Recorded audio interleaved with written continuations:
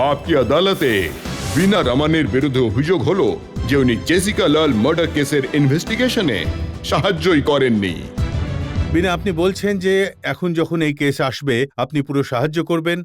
আপনি কি পুলিশের কাছে গিয়ে এটা বলবেন যে আপনি ইনভেস্টিগেশনে সাহায্য করতে তৈরি আছেন? আপনি কি পুলিশের কাছে গিয়ে এটা বলেছেন যে এইবার আপনি স্ট্রং ভাবে পাশে একদম। থেকে সাহায্য করবেন?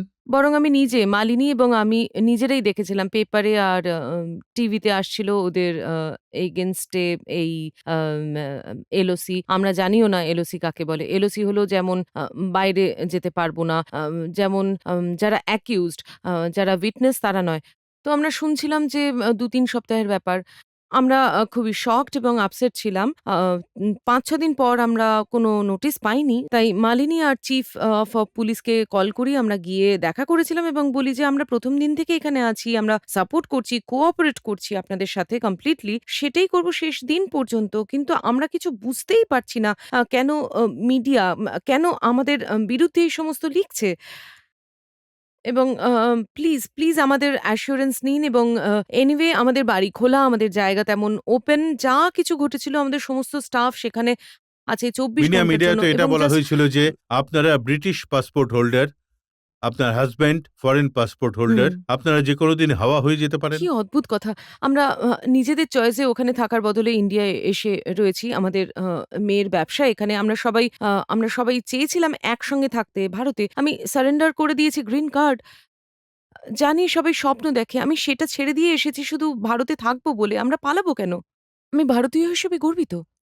আমি আমি ভারতীয়, সারা বিশ্ব ঘোরা আমার। আমি গর্বিত ভারতীয় বলে। আর আমাকে দেখে কি আমায় অদ্ভুত কথা। এই সমস্ত প্রশ্ন করলে আমার খুব অবাক লাগে। ওরা আ রিয়ালি আমার কাছে কোনো উত্তর নেই। এখনো খুবই ডিফিকাল্টির সাথে আমাকে অ্যালাউ করা হয়েছিল আমার নিসের বিয়েতে। ৩ দিনে ফিরে এসেছিলাম। আমি ৩ দিনে ফিরে এসেছি। আমি পালাবো কেন? পাবলিককে প্রশ্ন করি যদি কোনো প্রশ্ন হ্যাঁ, থাকে। প্লিজ বলুন। রমানী দেবী, যেমন আপনি বলছিলেন যেদিন থেকে আপনি উইটনেস হয়েছেন এই কেসে আপনি খুব প্রবলেম ফেস করছেন। আপনাকে ভয় দেখানো হচ্ছে, ধমকানো হচ্ছে দোষীর পক্ষ থেকে। যদি হয় তো আপনি কি দিল্লি পুলিশ থেকে কোনো সহায়তা পেয়েছেন? ওরা বলেছিল যে ওরা সাপোর্ট করবে। They offered us protection. We had protection the first time before our testimony. ২.৫-৩ বছর ধরে আমরা সারা সময়ে প্রটেকশন পেয়েছিলাম। এখন আমরা নিজেরাই নিজেদের প্রটেকশন এর ব্যবস্থা করেছি। আমরা আর ওয়েট করিনি। পুলিশ অফার করেছিল কিন্তু আমরা বলেছি দরকার নেই। That is very important. Bina, এই বিষয়ে কি গ্যারান্টি আছে যে এবার যখন আপনি কোর্টে সাক্ষী দিতে যাবেন তখন আপনার ভয় লাগবে না? না, এবার ভয় লাগবে না। কারণ এবার আম পাবলিক সাপোর্ট আমি পেয়েছি। আর তার থেকেও বেশি আমাদের প্রাইম মিনিস্টার এত ভালো স্টেটমেন্ট দিয়েছেন, সোনিয়া গান্ধীও বলেছেন, আ আমরা রি-ইনভেস্টিগেট করতে চাই, আমরা প্রোটেকশন দিতে চাই। চিফ জাস্টিসও এটা বলেছেন এবং প্রেসিডেন্ট একই কথা বলেছেন। উনারা সত্যিই আমাদের সঙ্গে রয়েছেন। আমরা পেয়েছি এই ১ম বারের জন্য আমরা আ আম আ ফিল করেছি যে আমরা একা নই। আমাদের সঙ্গে সারা দেশ রয়েছে। আপনি আমরা মনে একা করেন নই। দেশের জনতা আপনার সাথে আছে? একদম, একদম। আমরা অনেক সিকিউরিটি পাচ্ছি।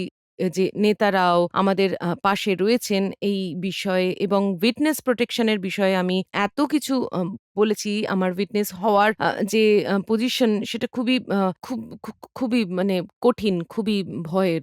সেই সেইজন্য এবার আমি আর ভয় পাবো না যেমন ১ম বার পেয়েছি। কারণ আমার এটাই মনে হচ্ছে যে আমাদের সকল লিডার্সরা আমাদের সঙ্গে আছেন। এটাই আমাদের সুরক্ষা।